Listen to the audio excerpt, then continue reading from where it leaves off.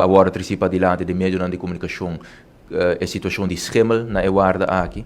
É ponto que temos atenção e estruturalmente nós temos comunicar riba é ponto aqui também com o sindicato de polícia. Me serviço assim que último 2 reuniões que nós temos com o sindicato de polícia andam a cancelar essa aqui. Quizás esse é o motivo também de como nós na altura de último updates não, pero toch me quero aclarar que outro.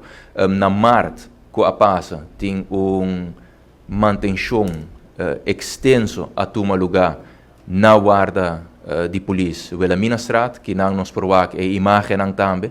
Essa aqui depois que o tempo é spa a três essa aqui para diante, meia hora nós toma ação e que não provoca com a tal tata e com a tal agora aqui. Sin embargo, é uma situação que ser de atenção contínua. Por motivo é também, maneira spa também tem pessoa no nosso ministério que está em ponto de contato diretamente para o corpo policial e essa aqui tem-nos atenção.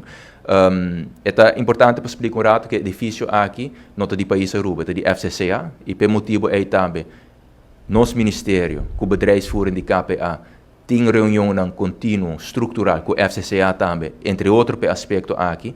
E nós temos diferentes overzichten com a seguinte reunião, ora me sinto com os PAM, me lo mostrar aqui também, com estruturalmente manutenção da toma lugar. Me nota nenga que é ponto de atenção e com mais cerqueda a sua atenção, se está correto e pensei que é também.